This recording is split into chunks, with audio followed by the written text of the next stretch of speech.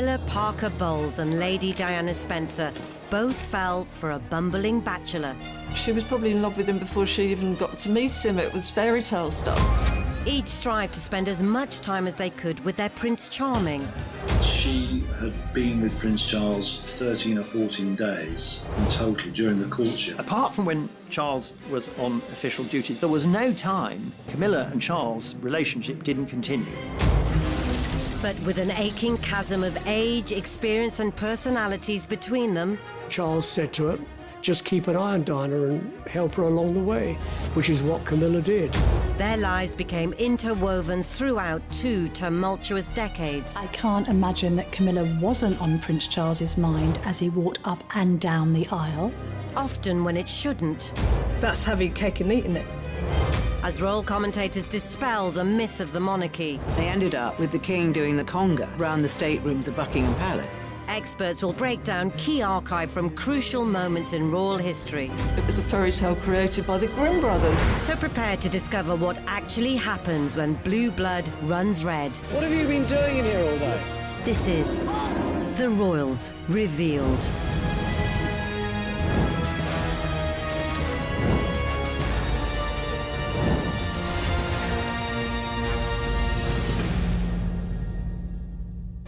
In this episode, we'll reveal how these two women who seemed worlds apart would become forever linked. Her school friend said of Camilla, she is pathologically ambitious. She will only marry a very rich, influential, powerful man. She wants to have fun.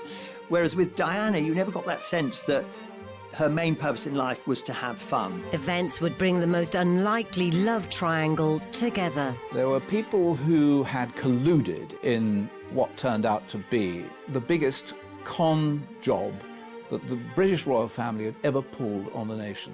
Everybody is emotionally engaged, but then there's this small distance around this one woman, Camilla. She's doing what I call meerkat body language. So you just get this lone woman looking up and just gazing very coldly, assessing her potential rival as she goes up the aisle. And how both women would go on to blow the monarchy wide open. "We are not in the business of hyping publications," was the only comment from Buckingham Palace this morning. Diana, her true story, looks certain to be on the way to the top of the bestsellers list. She felt that she was mischaracterised as this woman inside the royal family, and she wanted to express who she really was. The Camilla Gate tapes were virtually pornographic. I mean, for a member of the royal family to be saying the sort of things he says on the tape to a woman he was not married to was really extraordinary. But had the fuse already been set long before? Diana and Camilla are widely regarded as the epitome of chalk and cheese. There's often a comparison drawn between the type of person Diana was and the type of person Camilla is. Camilla was very down-to-earth, very jolly hockey sticks, smoked, drank, whereas Diana, she kind of thrived on the media coverage. It was pretty important to her. She was desperate to be noticed. There's this sense that Diana was regarded as very beautiful and alluring, whereas Camilla not as much. Camilla's quite a mothering influence, really, somebody with the confidence to buoy up and reassure Prince Charles, who's himself a very introspective, deep-thinking person. Diana, however, more of a fragile character in many regards. The love triangle began at the start of the 70s, when Charles was in his early 20s. Camilla used to go to the polo in the early 70s to follow her boyfriend, Andrew Parker Bowles, who was, at that stage, the great polo player of Great Britain. And Prince Charles, by comparison, was a very poor polo player. The young prince rides like a cowboy. In perfect coordination, lad and pony gallop goalward. Camilla was 16 months Charles's senior, and the young royal found her irresistible. He'd had a couple of relationships with girls after he'd come out of university, but he was sexually very inexperienced. The same cannot be said of Camilla. And I think that what he was looking for was someone to lead him up the golden path to happiness in the bedroom, and she did it for him. But fun in the bedroom wasn't their only shared passion. she loved the goons as well, so they had that in common. They had horses, they had humour, and if you've got a sense of humour in common, then you can go a long way with that. The thing about Camilla is she's not the sort of shy, retiring, innocent creature that Charles at some stage may have thought he should marry. She's free, she's easygoing, she's boisterous, she's fun, unfettered. And put her in a situation where she's coming across people who have to live a life that is drilled down, regimented, ordered, you have a script to live by. She's going to be dynamite to somebody like that. So whenever Charles mounted his trusty steed, Camilla would be right behind him.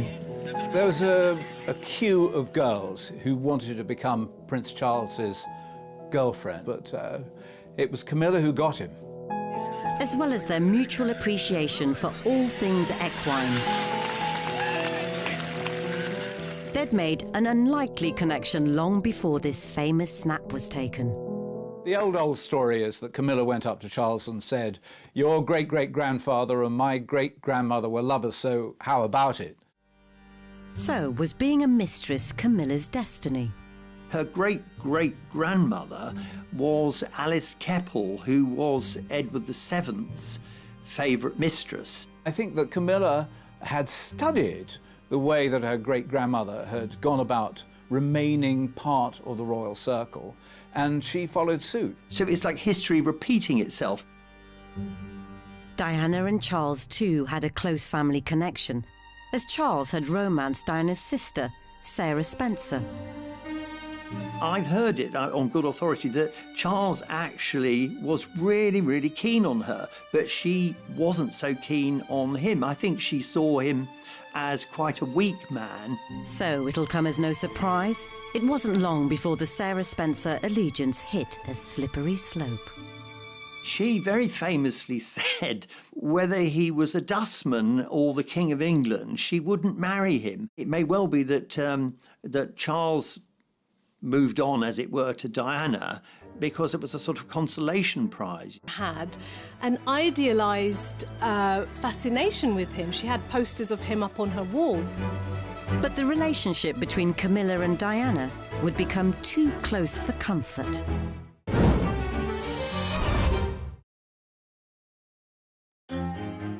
In the 1970s, Prince Charles had enjoyed a string of romances. There were a lot of them. There were a lot of very attractive ladies on his arm, but none of them particularly serious. As the decade drew to a close, it was felt that any horsing around should be put to rest. And for Charles to find someone to bring some feminine delicacy to his stuffy solo exploits. What don't you like about that hat? If you move, they bash you on the face. I'm not discovering whether they keep the flies on. I think the Queen Mother and Prince Philip both tried to give him a nudge in the marriage direction and say to him, look, it's probably time now that you settle down. But it was just a question of finding the right bride. He was also being attacked by the British press because he promised that by his 30th birthday he'd be married. That was a foolish mistake. He should never have said it. I think Camilla felt, she was a tough woman, but I think she was hurt at that time by knowing that the royal family just couldn't accept her because she wasn't young, she wasn't innocent. They were looking for a white, Anglo-Saxon, Protestant, aristocratic virgin, and somebody who would tick all those boxes. Charles fell hook, line and sinker for Camilla from the moment they first went to bed together, but she knew that she could never be a royal wife. By the time he came across Diana, he was getting pretty desperate. But when they had their first proper conversation, it was definitely not a time for flirtation.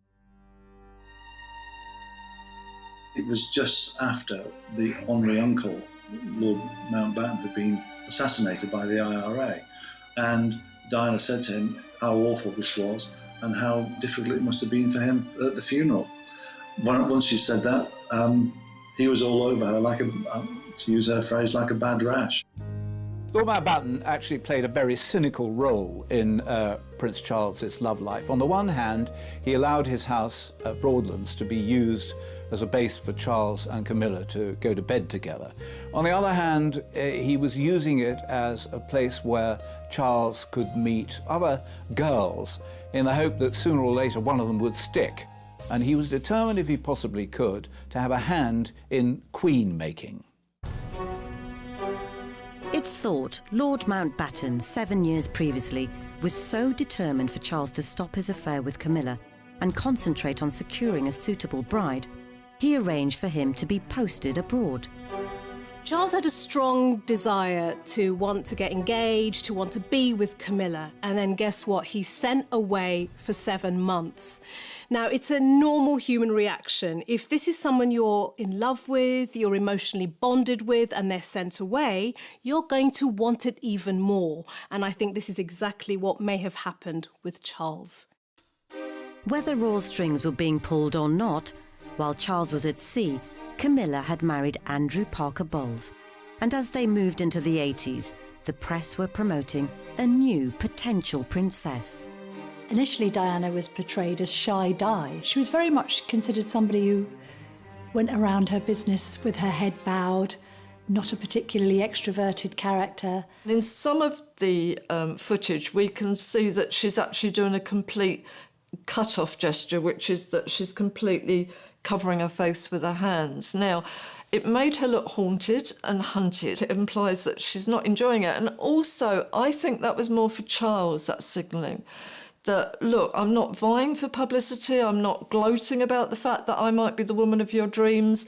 And also, I wouldn't mind a little bit of protection and looking after as well. I think she was trying to trigger that part of Charles's psyche that I don't think he ever had. Diana, the moment she burst onto the national scene, was seen as a perfect English rose, and she was seen as the perfect match for Prince Charles. Diana was also a virgin, and it was felt at the time that Charles should be marrying a virgin. The attractive, shy and innocent Diana may have been a suitable match for the firm, but perhaps not for Charles. At this point, Charles was doing what he became so good at. He would have won a medal for it if it was an Olympic sport, which was ignoring Diana. So he'd gone out with her and he's talking, I think, to Camilla's husband. And we can see Diana, she's just been left alone at that moment, even though he's standing next to her. And I think she does look fed up. Even when we saw her with him, we were seeing her alone. They never pitched up like a double act. Yet far from keeping his mistress and his betrothed separate, remarkably, many of Charles and Diana's early meetings came at the Parker Bowles estate in Wiltshire. When I was working with Diana on her biography, we worked out that she had been with Prince Charles about 13 or 14 days in total during the courtship, and most of that time they were at Bolehide Manor, which is where Camilla and Andrew Parker Bowles lived, or that they were at the races with Camilla, or there was some other function with Camilla. She was always present.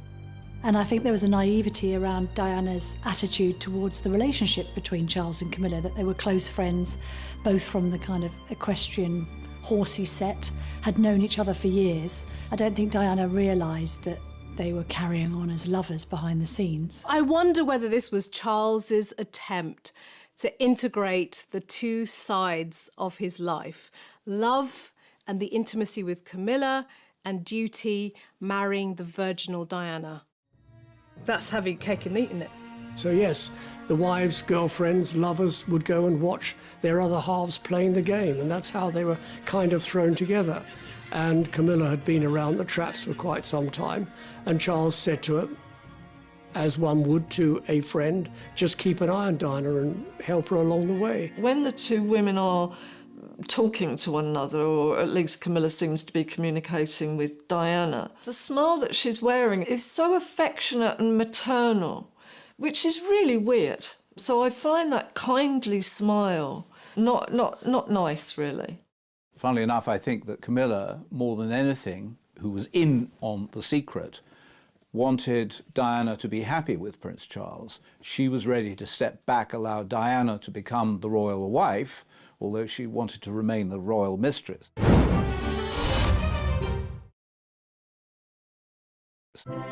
All eyes were on Diana as she attended her first official royal engagement. Apart, perhaps, from Charles's. There was almost palpable embarrassment from Charles, who decided to pretend that she wasn't with him for the entire evening. We can see him in all of this footage ignoring her. Not one friendly glance, even when they walk up the staircase. He just glances in case she might trip, but he even puts his hand in his pocket on the side that she's on, which is a rejection gesture. It's kind of, I'm not going to touch you, I'm not really with you. It was an eye-catching display by Diana, and even that Camilla and Charles had discussed the fact that it might be a good idea for Charles to marry Diana. If you were unkind, you would say that Camilla endorsed Diana because she thought she might be a bit of a walkover. What an incredible misreading of the situation that turned out to be. With Charles somewhat loafing on the matter of marriage, the other intimidating male influence on his life stepped in. Prince Philip sent Prince Charles a letter during the romance with Diana saying either ask her to marry him or let her go, because this kind of speculation is not good for her reputation in the future. So just make your mind up. Charles swiftly did his duty and popped the question.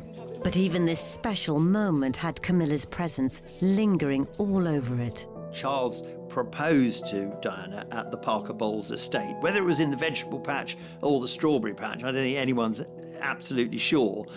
But I haven't seen it denied, and I've been told that that's certainly where it happened. Though the news was still to be announced, Charles had spilled the beans to Camilla, who'd somehow managed to leave a letter of congratulation in Diana's bedroom, saying how she couldn't wait to see the ring. Notes on pillows have to be convened by one of two people, either Prince Charles himself from Camilla or one of their closest aides. But second of all, I think the idea that Camilla had knowledge of this intimate moment ahead of anyone else must have served as a wake-up call to the fact that Charles was clearly treating Camilla as the ultimate confidant. She later complained about it and said that Camilla knew more about her movements and activities than she, Diana, knew herself. Quite clear what Camilla was doing when she put a letter on Diana's pillow. It was to find out what the lie of the land was like and how could she still see Prince Charles. It speaks volumes about the extent to which she is a woman who can control situations, who wants to control situations. And for Charles, that's the great appeal. Diana, she wasn't a woman of the world. She hadn't had any boyfriends, but that is about the sum total of her 19 years. And then all of a sudden she becomes engaged to Charles.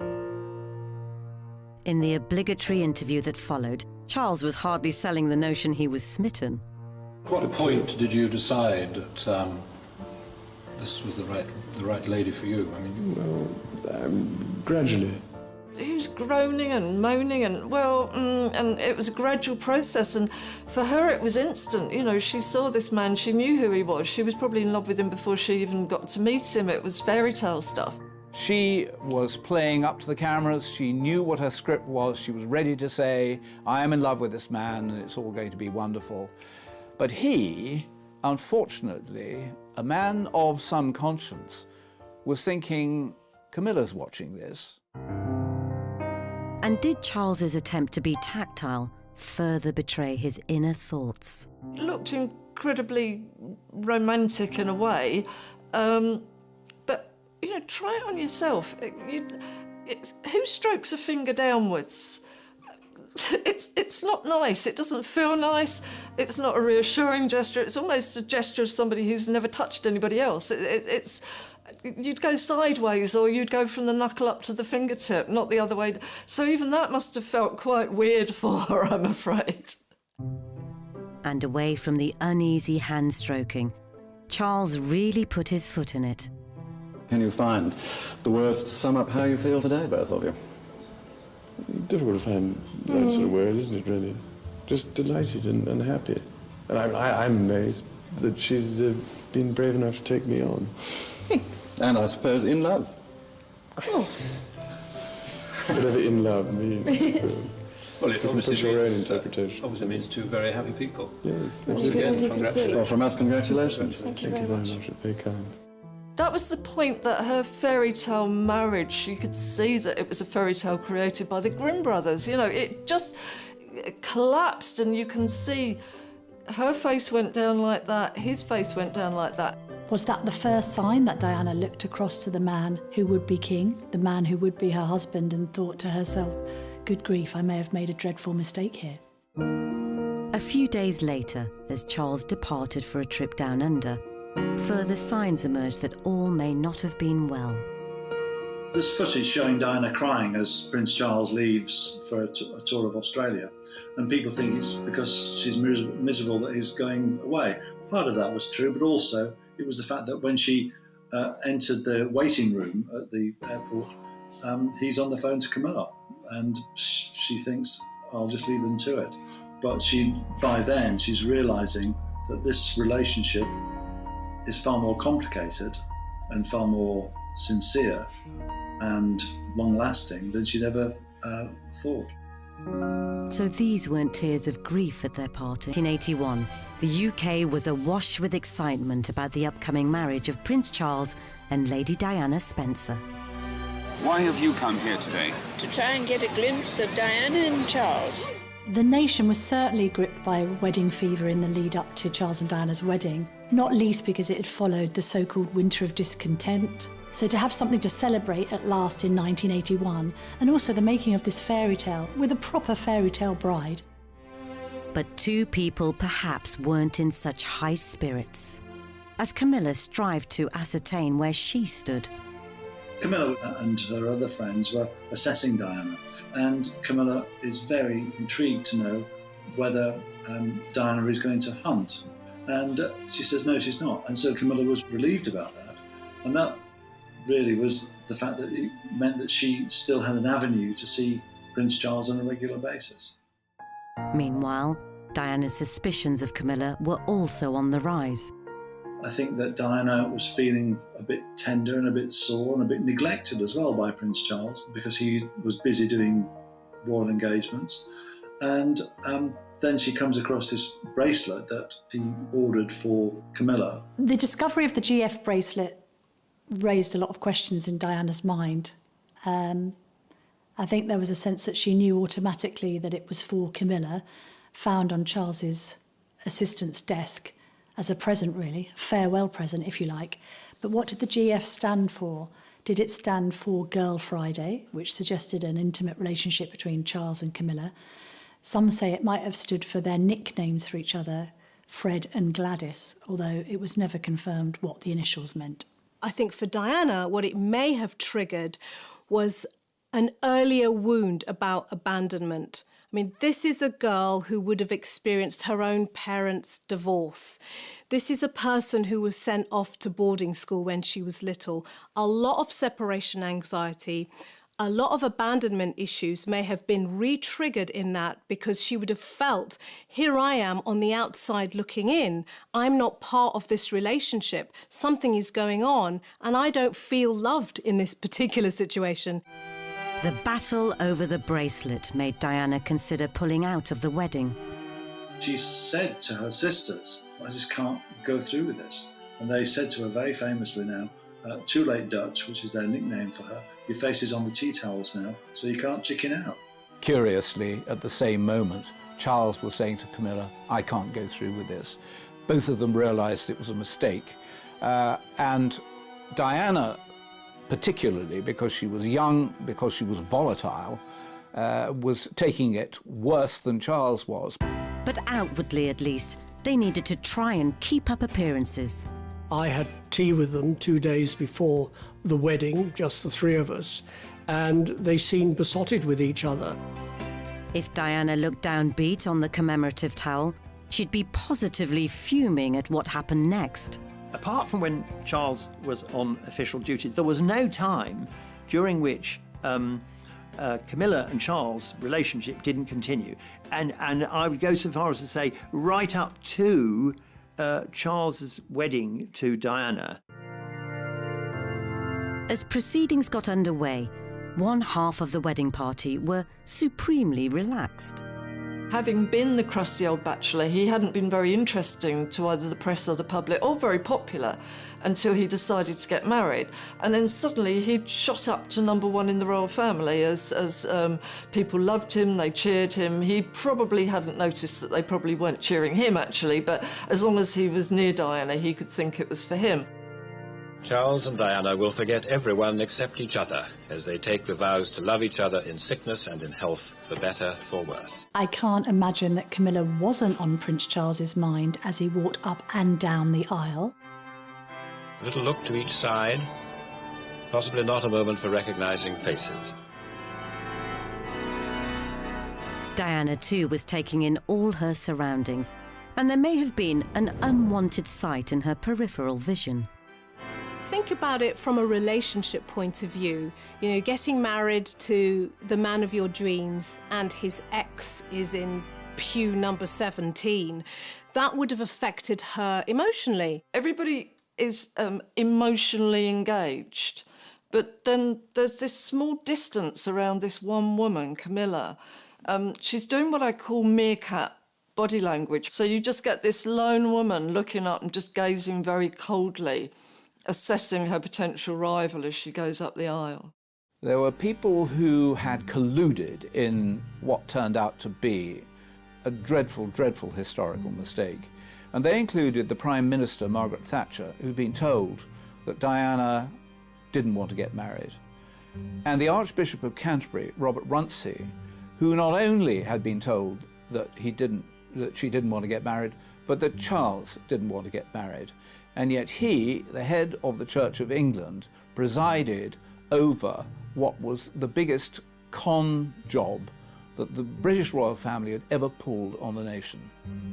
As they traipsed back down the aisle, now man and wife, the congregation's scanning continued, with Charles slowly walking into a future without his mistress, or so we all thought. So having initially been optimistic about Charles shaking her off because they now were married and wanted to start a family, I think Diana quickly realised that she'd been rather naive in that assumption. For her part, Camilla did her best not to become unwanted baggage. From the outside, it's certainly true that Camilla didn't appear with Charles. She gave them a chance, or she appeared to give them a chance. And I think that would have been really tougher. She looks a bit of a lost soul at the wedding. She even made way for Diana as Charles's #1 polo fan. 2 years ago, the princess couldn't stand polo, but today she didn't seem to mind. That's marriage for you. I think in the immediate aftermath of the wedding, things settled down and relations between Charles and Diana and the Parker Bowleses were cordial, because I think there was a degree of separation between Charles and Camilla, which meant that Diana could actually start to enjoy her marriage. I have spoken to people who know, and they insist that almost from the beginning, there was an unease between Charles and Diana. They had the children because they were under pressure to have children for dynastic reasons. It's a very difficult role, not only to be a wife to the heir to the throne, a mother to the heir and spare, but also to be a working royal and in support of the Queen. So he was pretty proud of her. But I suppose came the sort of mid to late 80s, the marriage wasn't going well. Whilst the press delighted in glimpses of the adorable cherubs in their matching outfits, being snapped on the school run every day was the least of Diana's concerns. I think that in those kinds of circles, the aristocracy and the royal family, there's an assumption that if it's not working, you can't get divorced. So you just build a separate life and you just turn a blind eye to the behaviour of your spouse.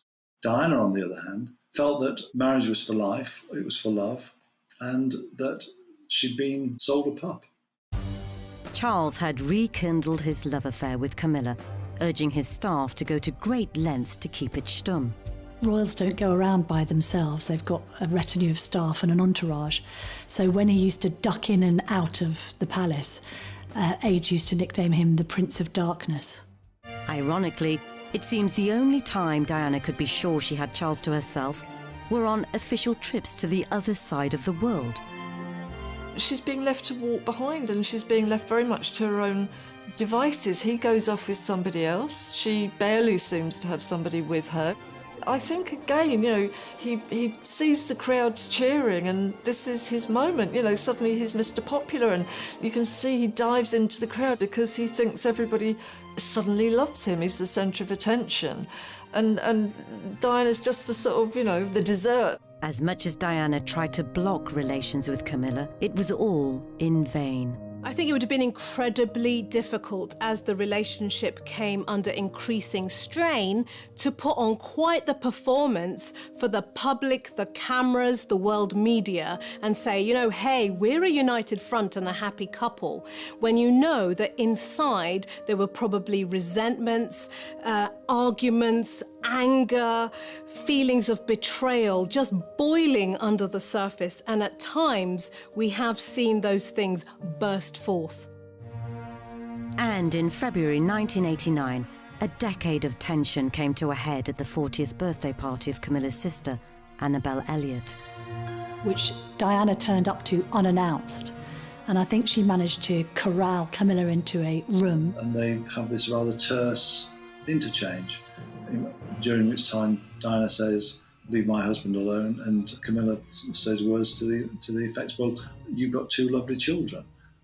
Why can't I have him?" Diana seemed to have been transformed from this shy teenager into a woman who was, paradoxically, a bit more like Camilla. She was tougher, and she decided she didn't want to put up with this anymore. She wasn't going to be the complacent wife. 1989 brought further humiliation as Camilla and Charles were pictured together in Turkey. Charles, throughout this, has made the mistake of believing that he, as Prince of Wales, could do more or less what he wanted to do, and that if he wanted to have a mistress, then so be it. But behind the vacant stairs, Diana had been secretly plotting with biographer Andrew Morton to get her story out. "We are not in the business of hyping publications," was the only comment from Buckingham Palace this morning. Diana, her true story, looks certain to be on the way to the top of the bestsellers list. She felt that she was mischaracterised as this woman inside the royal family, and she wanted to express who she really was. The book would be like a grenade thrown into the heart of the monarchy. But was this Diana's way of dishing the dirt first, having foreknowledge she was soon to be caught in her own scandal?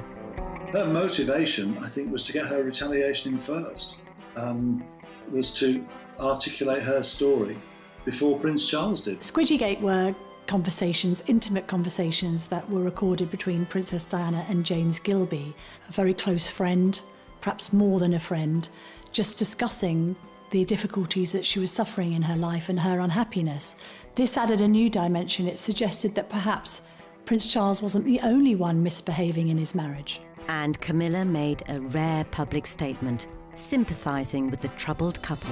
It was reported that she had acted in total ignorance of news of the breakdown of Charles and Diana's marriage and said that she knew no more than the average person on the street. Although, of course, that was later proved to be complete and utter nonsense. That proof came in the form of her own phone tape scandal, of salacious sweet nothings with the heir. The Camilla Gate tapes were virtually pornographic. For a member of the royal family to be saying the sort of things he says on the tape to a woman he was not married to was really extraordinary. The transcript of the alleged sexy talk first appeared in the Rupert Murdoch-owned Australian New Idea magazine, though the UK papers were unusually reticent to go full guns blazing with the scoop. We have taken the decision today not to publish the full transcript of the Camilla Gate tapes. A Murdoch-backed paper were the ones to finally break rank. It was only a matter of time before the tabloids printed what's been circulating in private for days, the full transcript of an alleged conversation between the Prince of Wales and Camilla Parker Bowles. And now, everyone in the UK could collectively squirm at the juicy details. There's a moment in the tape where Camilla turns around and says, "Well, I've never done anything in my life." And he says something along the lines of, "Well, you have done something, you've loved me." As if that's enough to make Camilla's life complete. For Camilla, she would have gone from having a discreet, private relationship with Charles, out of the headlines, below the radar, to suddenly being in the heat of the spotlight. And then, of course, there's the tampon moment, which will go down in history as one of the royals' most embarrassing moments. This idea that Charles loved Camilla so much that he would be willing to be her tampax.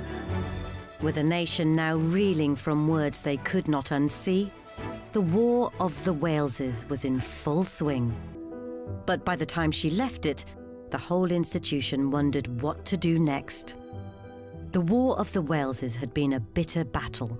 After Charles and Diana both aired their dirty laundry so publicly, the Queen stepped in to push the divorce proceedings. The effect of the War of the Waleses on Camilla was catastrophic because it cast her as the Scarlet Woman. She really was regarded as the lowest of the low at that point. Camilla's love for Charles must have been such that she was able to stand by her man. She must also be incredibly emotionally resilient to cope with being thrust into the spotlight as the mistress, as the bad guy in this story. And I think it's testament to her character that she was able to withstand that. So, the woman with a love of hunting had become the hunted. With the media dispatched to a remote corner of Wiltshire, to the annoyance of Andrew Parker Bowles and a defiantly gesticulating Camilla. She was in great distress. The one thing you can say about Camilla is that she has an amazing backbone and that she was always going to be able to survive in a way that fragile Diana found it much more difficult to survive. But at that time, suddenly, Camilla became the victim, not Diana. And I think very wisely during the War of the Waleses, she realised that no good could possibly come of her trying to explain her position. The Parker Bowles' marriage was also left in tatters. They divorced in 1995, saying they no longer had anything in common. The spotlight which suddenly shone upon Charles and Camilla, you would think would put an end to the relationship. That frightened, they would run away from it, that Charles would realise that his duty was to stay with his wife, Diana. In fact, what it did was it forged the bond between them and made their relationship that much stronger. By late August 1996, Charles and Diana had divorced. And the now officially unburdened heir began campaigning to turn the public perception of Camilla around. There are a number of strategic errors made by both Charles and his supporting team during the following years. And something, I think, which the Queen felt very uncomfortable about. I think that she thought that it would be much better if they maintained separate lives, separate houses, of course continue their relationship. She understood that relationship, but I think she wanted nothing that was going to rock the royal boat. To her credit, Camilla never went on the offensive. I think it is commendable that Camilla never really fought back. Camilla, over the years, has sacrificed so much for the love of Prince Charles, really. She could have gone out all guns blazing. She decided to take a step back and just accept her fate. Meanwhile, Diana had started dating Dodi Al-Fayed. As the Camilla charm offensive seemed to be softening the public perception, if perhaps not gaining universal acclaim. Would you be happy one day for Camilla to be Queen? No, I wouldn't. Do you think Camilla should be Queen one day? No, I think that's going too far. 2 months later, tragedy struck. Just to confirm the news that Diana, Princess of Wales, has died in a car accident in Paris, which also killed her companion, Dodi Fayed. And as a nation grieved, Camilla was forced back into hiding. There had been, in the moments before Diana died, an assumption by the British public that Camilla was now the non-negotiable part of Charles's life. But the moment that Diana died, she suddenly became, again, public enemy number one. The couple had to wait a further 2 years before the time was deemed right for their first official outing, and Camilla's sister's 50th birthday bash at the Ritz. The Prince of Wales and Camilla Parker Bowles seen together in public quite clearly. No secret about their relationship now. None possible at all. The photograph that people have waited so long, the picture that people have waited so long to see. There was always going to be a huge response to Charles and Camilla's first outing at the Ritz, because this was putting Camilla on an official footing alongside a future king, basically saying to the world, you might not like it, you might not like her, this is the woman I love and this is a woman I see in my future. It was well known at this time that the reason Charles hadn't married Camilla in the first place wasn't that he didn't want to, it was the royal family interfering. To mark the occasion, Camilla wore a necklace which was owned by her great-grandmother and the favourite mistress of Edward VII, Alice Keppel. Oh, Camilla's a very clever girl. She always wore that Alice Keppel necklace, if she possibly could, just as a reminder that she had every right to be a royal mistress and maybe a royal wife as much as anybody else. Having been the most hated woman on the planet, it was always going to be a slow sell, but Camilla wasn't going anywhere. Her stoic determination finally won over the Queen, and against all the odds, she married Charles in 2005. But as Camilla valiantly battled against the winds in Windsor, a nasty storm was kicking up outside Kensington Palace. I disapprove of this marriage today. I disapprove of the way Charles and Camilla treated Diana. It was despicable. Fortunately for Camilla, the naysayers' bark didn't have too much bite, and over the last 15 years, she's become part of the establishment in her own right. Camilla's become, in many people's view, the most successful new member of the royal family in a very long time. She has worked very hard to create an act which people will like and find non-threatening.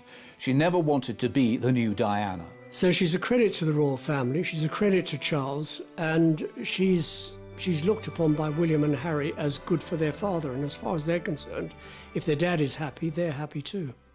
When Charles becomes king, Camilla will be the Queen Consort, never officially a queen. But she'll be right behind Charles, as she's always been. Camilla is Camilla. Camilla, what you see is what you get. She doesn't put any airs and graces. She doesn't pretend to be anything other than Camilla. And that is what is so endearing. In a way, she's taken a leaf out of the Queen's book. She's never complained, she's never explained, and she's just got on with it. She's kept calm and carried on.